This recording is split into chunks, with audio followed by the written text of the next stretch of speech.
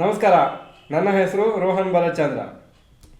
ನಾವು ಸ್ಟಾಕ್ ಮಾರ್ಕೆಟಲ್ಲಿ ಇನ್ವೆಸ್ಟ್ ಮಾಡುವಾಗ ಒಂದು ಪ್ಯಾರಾಮೀಟ್ರನ್ನು ನಾವು ಚೆಕ್ ಮಾಡಬೇಕಾಗತ್ತೆ. ಫಂಡಮೆಂಟಲ್ ಅನಾಲಿಸಿಸಲ್ಲಿ ಸುಮಾರು ಪಾಯಿಂಟ್ಸ್ ಇದೆ, ಆಲ್ಮೋಸ್ಟ್ 17 to 20 ಪಾಯಿಂಟ್ಸ್ವರೆಗೂ ಇದೆ. ಆದರೆ ಕೆಲವು ಪಾಯಿಂಟ್ಸ್ ಅಂತೂ ತುಂಬ ಇಂಪಾರ್ಟೆಂಟ್ ಆಗುತ್ತೆ, ಅಟ್ಲೀಸ್ಟ್ ಅಬ್ಸರ್ವ್ ಮಾಡಬೇಕಾಗುತ್ತೆ ಅದನ್ನು. ಆ ಪಾಯಿಂಟ್ ಏನಂದರೆ ರಿಟರ್ನ್ ಆನ್ ಈಕ್ವಿಟಿ ಅಥವಾ ರಿಟರ್ನ್ ಆನ್ ಇನ್ವೆಸ್ಟ್ಮೆಂಟು. ಇದೇನು ತೋರಿಸ್ಕೊಡ್ತದೆ ಅಂದರೆ ಒಂದು ಬಿಸ್ನೆಸ್ಸಲ್ಲಿ ಎಷ್ಟು ಪ್ರಾಫಿಟ್ ಬರ್ತಾ ಇದೆ compare to the investment put by the owners.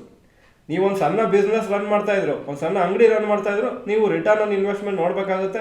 ನಾನು ಹಾಕಿದ ಅಮೌಂಟ್ ಎಷ್ಟು, ವರ್ಷಕ್ಕೆ ಅಥವಾ ತಿಂಗಳಿಗೆ ನನಗೆ ಎಷ್ಟು ಪ್ರಾಫಿಟ್ ಬರ್ತಾ ಇದೆ ಅಂತ. ಲಾರ್ಜ್ ಕಂಪ್ನೀಸ್ಗಂತೂ ರಿಟರ್ನ್ ಆನ್ ಈಕ್ವಿಟಿ ಏನು ತೋರಿಸ್ಕೊಡ್ತದೆ ಅಂದರೆ ಶೇರ್ ಹೋಲ್ಡರ್ಸದು ಈಕ್ವಿಟಿ ಎಷ್ಟಿದೆ ಹಾಗೂ ಅದರಿಂದ ಎಷ್ಟು ಪ್ರಾಫಿಟ್ಟು ಕಂಪ್ನಿ ಮಾಡ್ತಾ ಇದೆ ವರ್ಷ. ಫಾರ್ಮುಲಾ ತುಂಬ simple. Return on equity equal to net income ಅಥವಾ ನೆಟ್ ಪ್ರಾಫಿಟ್ ಅಂತ ಕರಿತೀವಿ, divided by shareholders equity. ಇದು ಕ್ಯಾಲ್ಕುಲೇಟಿವ್ ಮಾಡ್ಬೋದು, ಬಟ್ ಕ್ಯಾಲ್ಕುಲೇಟ್ ಮಾಡೋ ಬದಲು ನಿಮಗೆ ಮೋಸ್ಟ್ ಆಫ್ ದ ವೆಬ್ಸೈಟ್ಸಲ್ಲಿ ಇದು ರೆಡಿಲಿ ಅವೈಲೇಬಲ್ ಕೊಡುತ್ತೆ, ಕ್ಯಾಲ್ಕುಲೇಟ್ ಮಾಡಿ ಇಟ್ಟಿರ್ತಾರೆ. ನಾವು ಅದನ್ನು ನೋಡಿಕೊಂಡು ಇಂಟರ್ಪ್ರಿಟೇಷನ್ ಮಾಡಬೇಕಾಗುತ್ತೆ. ಲಾಂಗ್ ಟರ್ಮಲ್ಲಿ ಪ್ರಾಫಿಟಬಲ್ ಹಾಗೂ ಗ್ರೋಯಿಂಗ್ ಕಂಪ್ನೀಸ್ ಒಳ್ಳೆ ರಿಟರ್ನ್ಸ್ ಕೊಡುತ್ತೆ ಶೇರ್ ಹೋಲ್ಡರ್ಸಿಗೆ.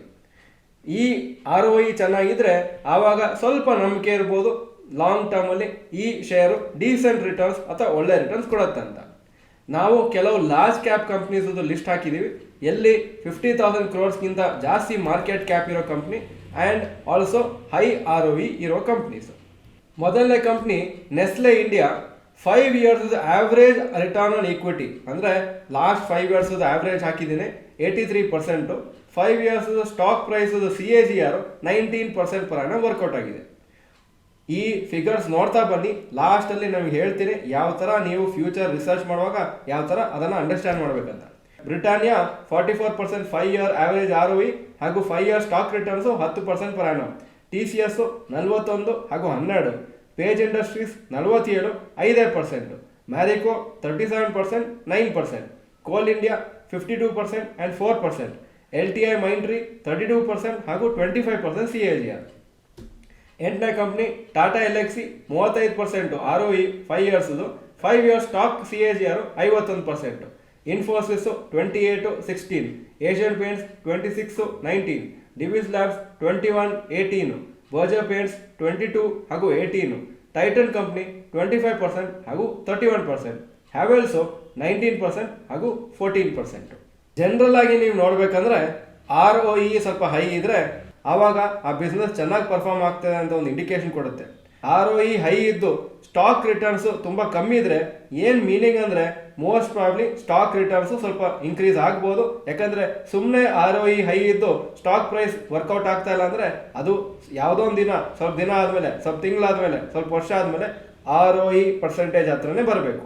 ಅಂದರೆ ROE 25% ಇಟ್ಕೊಳ್ಳಿ ಹಾಗೂ ಸ್ಟಾಕ್ ರಿಟರ್ನ್ಸ್ ಬರೀ 10% ಬಂದಿದೆ ಅಂತಿದ್ರೆ ಮೇ ಬಿ ಕೆಲವು ವರ್ಷ ಆದಮೇಲೆ ಅದು ಆವ್ರೇಜ್ ಆಗಿ 18-20% ಸ್ಟಾಕ್ ರಿಟರ್ನ್ಸ್ ಕೊಡ್ಬೋದು ಅಂತ ನೀವು ಎಕ್ಸ್ಪೆಕ್ಟ್ ಮಾಡ್ಬೋದು. ಯಾಕಂದರೆ ತುಂಬ ದೊಡ್ಡ ವೇರಿಯೇಷನ್ ಇರೋ ಚಾನ್ಸಸ್ ಇಲ್ಲ. ROE ತುಂಬ ಹೈ ಆದರೆ ಸ್ಟಾಕ್ ರಿಟರ್ನ್ಸ್ ತುಂಬ ಕಮ್ಮಿ, ಅದು ತುಂಬ ರೇರ್ ಕೇಸಸ್. ಅದು ಆಗ್ತಾ ಇರೋದು usually government based companies, government owned companies. ಬಾಕಿದಲ್ಲೆಲ್ಲ ಪ್ರೈವೇಟ್ ಕಂಪ್ನೀಸಲ್ಲಿ ಸಿಮಿಲರ್ ರೇಷಿಯೋ ಇರುತ್ತೆ. ಅಂದರೆ ಸ್ಟಾಕ್ ರಿಟರ್ನ್ಸ್ ಸುಮಾರಾಗಿ ಚೆನ್ನಾಗಿರ್ತದೆ compare to ROE. Stock returns ತುಂಬ ಕಮ್ಮಿ ಇದ್ದು ಹಾಗೂ ROE ಮಾತ್ರ ಜಾಸ್ತಿ ಇರೋದು ಚಾನ್ಸಸ್ಸು ವೆರಿ ರೇರ್. ಆದರೆ low return on equity business ಕೆಲವುದಿದೆ. ಆ ಥರ ಬಿಸ್ನೆಸ್ಸಲ್ಲಿ ಇನ್ವೆಸ್ಟ್ ಮಾಡೋದೇ ರಾಂಗು. ಯಾಕಂದರೆ ಆವಾಗ ನಿಮ್ಮ ಸ್ಟಾಕ್ ರಿಟರ್ನ್ಸು ತುಂಬ ಲೋ ಇರೋ ಚಾನ್ಸಸ್ ಇರ್ತದೆ ಲಾಂಗ್ ಟರ್ಮಲ್ಲಿ. ಸೊ ನೀವು ಈ ಪರ್ಟಿಕ್ಯುಲರ್ ಪ್ಯಾರಾಮೀಟರ್ ನೋಡಿ ಇನ್ವೆಸ್ಟ್ ಮಾಡುವಾಗ, ಹಾಗೂ ಇದು ರೆಡಿಲಿ ಅವೈಲೇಬಲ್ಲು, ನೀವು ಅದನ್ನೇನು ಕ್ಯಾಲ್ಕುಲೇಟ್ ಮಾಡೋ ನೆಸೆಸಿಟಿ ಇಲ್ಲ. ಇದು ಬಿಟ್ಟು ಸುಮಾರು ಬೇರೆ ಪ್ಯಾರಾಮೀಟರ್ಸ್ ಇದೆ. ಇದು ಒಂದು ಪ್ಯಾರಾಮೀಟರ್ ಬಗ್ಗೆ ನಿಮಗೊಂದು ಐಡಿಯಾ ಕೊಟ್ಟಿದ್ದೀನಿ. ಅಟ್ಲೀಸ್ಟ್ ನೀವು ರಿಸರ್ಚ್ ಮಾಡಬೇಕು, ಇದನ್ನು ನೋಡಬೇಕು ಅಂತ ನಮ್ಮ ಉದ್ದೇಶ. ಈ ವಿಡಿಯೋ ಚೆನ್ನಾಗಿದ್ರೆ ಲೈಕ್ ಬಟನ್ ಪ್ರೆಸ್ ಮಾಡಿ, ಹಾಗೂ ನೀವು ನಿಮ್ಮ ಇನ್ವೆಸ್ಟ್ಮೆಂಟ್ ಸ್ಟಾಕ್ ಮಾರ್ಕೆಟ್ ಮಾಡೋ ಮುಂಚೆ ROE ಪರ್ಸೆಂಟೇಜನ್ನು ನೋಡಿದರೆ ಎಸ್ ಅಂತ ಹಾಕಿ. ಇಲ್ಲ ಅದ್ರ ಬಗ್ಗೆ ನಾನು ಆ್ಯಕ್ಚುಲಿ ಏನೂ ಗೊತ್ತೇ ಇಲ್ಲ ಅಂದರೆ ಅಥವಾ ನೋಡಲಿಲ್ಲ ಅಂದರೆ ನೋ ಅಂತ ಕಮೆಂಟ್ ಸೆಕ್ಷನಲ್ಲಿ ಹಾಕಿ. ಈ ವಿಡಿಯೋ ನೋಡೋದಕ್ಕೆ ಧನ್ಯವಾದಗಳು. ನಮಸ್ಕಾರ.